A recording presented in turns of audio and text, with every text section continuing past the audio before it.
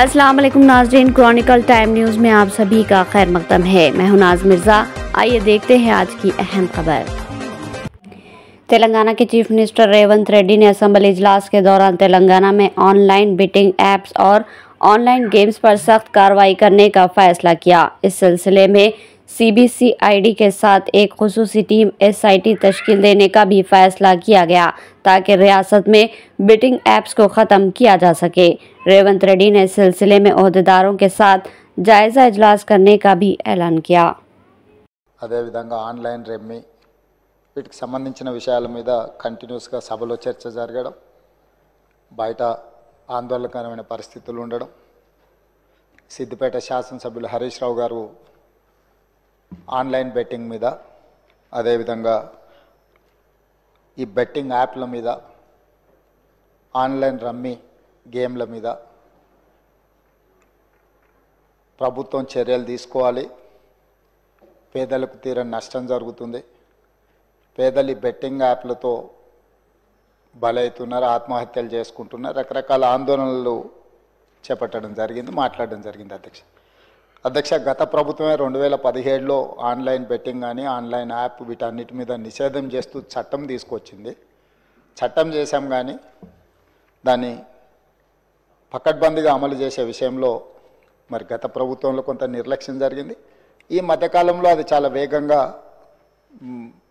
తెలంగాణ రాష్ట్రంలో దుర్వినియోగం జరుగుతుంది. అందుకే అధ్యక్ష తమరి ద్వారా ఇది పక్క రాష్ట్రాలు, దేశము, ఇతర దేశాలు ఈ నేరం ఒక రకంగా అంతర్జాతీయ స్థాయిలో, రాష్ట్ర స్థాయి నుంచి మొదలు పెడితే అంతర్జాతీయ స్థాయి వరకు వివిధ రకాల సంస్థలు, వ్యక్తులు, రకరకాల దేశాలకు సంబంధించిన నేరగాళ్ళు అందరూ కూడా ఇందులో పాల్గొంటున్నారు.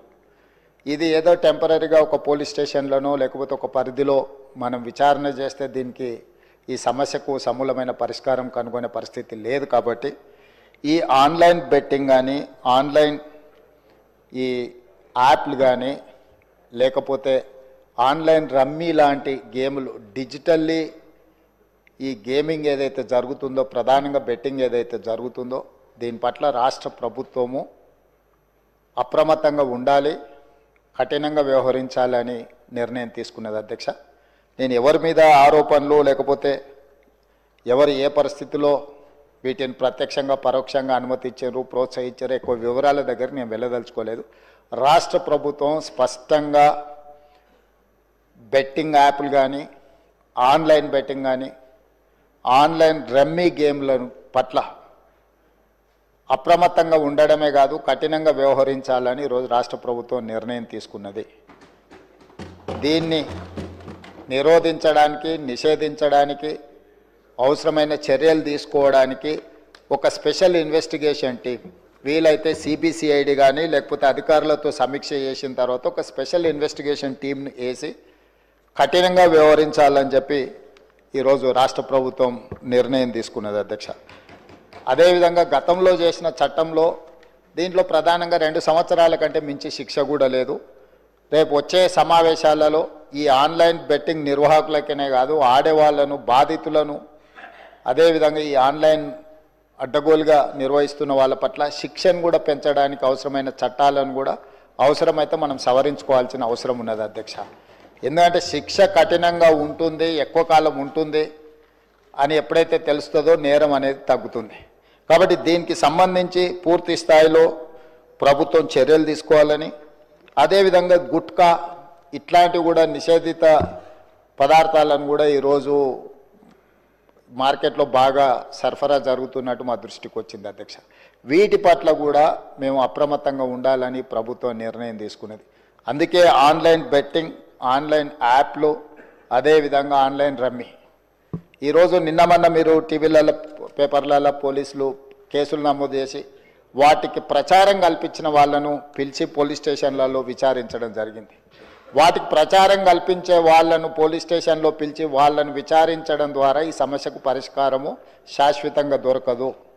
వీటిని నిర్వహించే వాళ్ళు, వీటిని ప్రమోట్ చేసేవాళ్ళు, చివరికి ఈ యాప్ల ద్వారా లబ్ధి పొందుతున్న వాళ్ళను వీళ్ళందరినీ పూర్తి స్థాయిలో విచారించి కఠినమైన చర్యలు తీసుకున్నప్పుడే ఈ సమస్యకు పరిష్కారం దొరుకుతుంది. అధ్యక్ష అందుకే దీన్ని పూర్తి స్థాయిలో విచారించాలంటే పక్క రాష్ట్రాలు పక్క దేశాలలో కూడా విచారణ చేయాల్సిన పరిస్థితులు ఉంటాయి.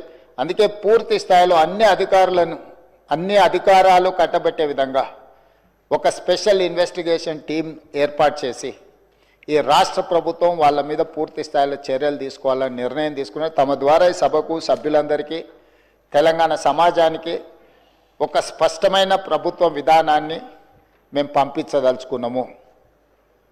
ఎవరైనా ఇందులో ప్రత్యక్షంగా పరోక్షంగా ప్రోత్సహించిన, ప్రకటనలకు సహకరించిన, నిర్వహణలో భాగస్వాములైన ఎవరిని కూడా రాష్ట్ర ప్రభుత్వం వదిలిపెట్టదు. ఈ రాష్ట్రంలో ఖచ్చితంగా ఇలాంటి సైబర్ నేరాల పట్ల కఠినంగా మేము వ్యవహరించడం జరుగుతుంది. రాష్ట్ర ప్రభుత్వం అప్రమత్తంగా ఉంటుంది, ఇలాంటి నేరగాళ్ల పట్ల కఠినంగా వ్యవహరిస్తుంది. ఈ సభ ద్వారా సభ్యులందరికీ నేను ఈ ప్రకటన ద్వారా ఒకే మాట చెప్పదలుచుకున్నా, స్పెషల్ ఇన్వెస్టిగేషన్ టీంను ఏర్పాటు చేస్తున్నాము. తద్వారా అందరినీ కఠినంగా అణచివేయడమే కాకుండా చర్యలు తీసుకుంటామని తమ ద్వారా తెలియజేయదలుచుకున్నా. అధ్యక్ష.